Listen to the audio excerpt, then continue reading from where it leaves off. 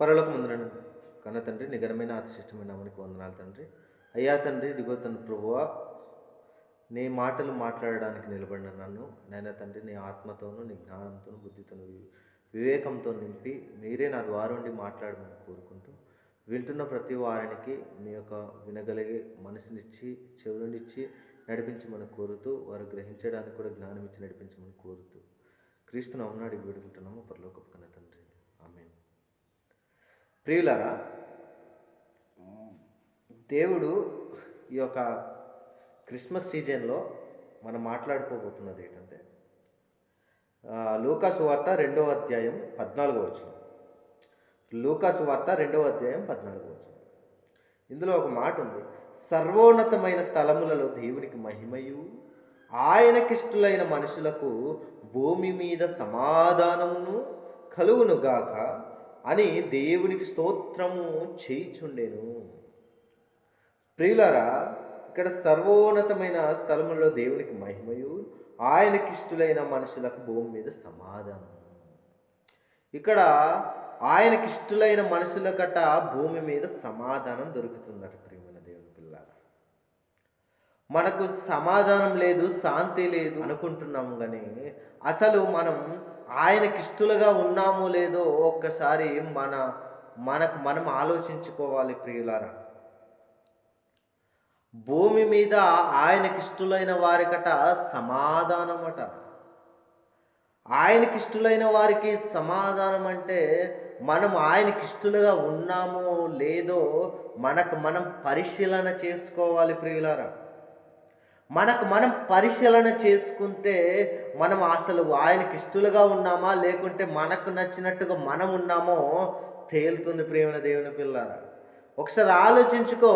ఒకవేళ కానీ నీకు నచ్చినట్టుగా నీ ఇష్టాన్ని నెరవేర్చుకునే వారిగా ఉండినట్లయితే చాలా ప్రమాదం. ప్రియమైన దేవుని పిల్లారా, ఆయన నీకు సమాధానం ఇస్తాను అనేసి దేవుడు రాయించాడంతే అందరికీ కాదు. ప్రియమైన దేవుని పిల్లారా, కొందరికి.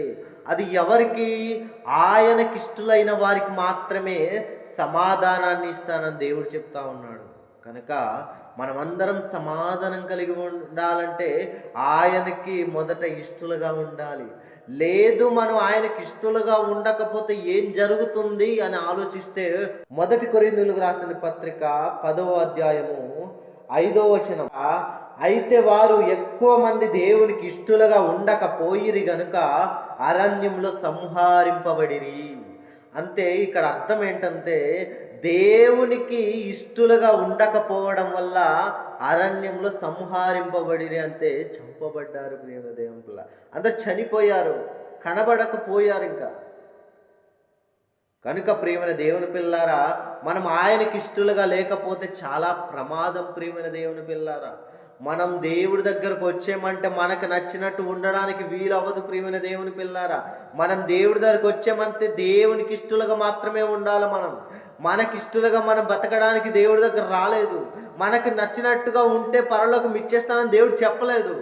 దేవునికి ఇష్టలుగా, ఆయనకి ఇష్టలుగా మనం ఉంటేనే పరలోకం అనేది కూడా సంపాదిస్తాం. ప్రియమైన దేవుని పిల్లారా, మన అందరికీ పరలోకం కావాలంటే ఖచ్చితంగా మొదట మనం చేయాల్సింది ఆయనకి ఇష్టలుగా ఉండడానికి ప్రయత్నం. ప్రియమైన దేవుని పిల్లారా, కనుక ఇక మీదట ఈ 2024లో అన్నా సరే మారేసి దేవుళ్ళు ఎదుగుతావని, దేవుని పని చేస్తావని, ఆయనకి ఇష్టలుగా మారి దేవుని కొరకు బతుకుతావని దేవునికి ఈ యొక్క 2024 అనే సంవత్సరాన్ని నీకు ఇచ్చారు. అనగా పాపపు ఆలోచనలు, తప్పుడు ఆలోచనలు, పాపపు జీవితాన్ని విడిచి పెడతావని 2024 అనే సంవత్సరాన్ని నీకు ఇచ్చాడు. నువ్వు ఏదో ఒక రోజు మారుతావని దేవుడు కోరుకుంటున్నాడు. ప్రియమైన దేవుని పిల్లరా, ఇక మీదట దేవునికి ఇష్టలుగా మారి ఆయన ఇచ్చిన సమాధానాన్ని మనం అందరం పొందుకొని దేవునికి నచ్చినట్లు మనం బతికి దేవుని రాజ్యానికి వారసులు అవుదామని కోరుకుంటూ ఈ మాటలు ముగిస్తున్నాను. ప్రియమైన దేవుని పిల్లారా, చిన్న ప్రార్థన చేసుకుందాం. ప్రియమైన దేవుని పిల్లారా, పరలోకమందున నా కన్న తండ్రి, నీ ఘనమైన అతిశిష్టమైన నామానికి వందనాలు తండ్రి. అయ్యా తండ్రి, ఇదిగో ప్రభువా, మేము నీకు ఇష్టలుగా ఉండడానికి సహాయం చేసి నడిపించమని కోరుకుంటూ, ఇదిగో తను విన్న మాటలు మా హృదయంలో ఉంచుకొని అటు రీతిగా బతకడానికి సహాయం చేయమని కోరుతూ, క్రీస్తు నామమున అడిగి పెట్టుకుంటున్నాం మా పరలోకపు కన్న తండ్రి. ఆమేన్. అందరికీ వందనాలు.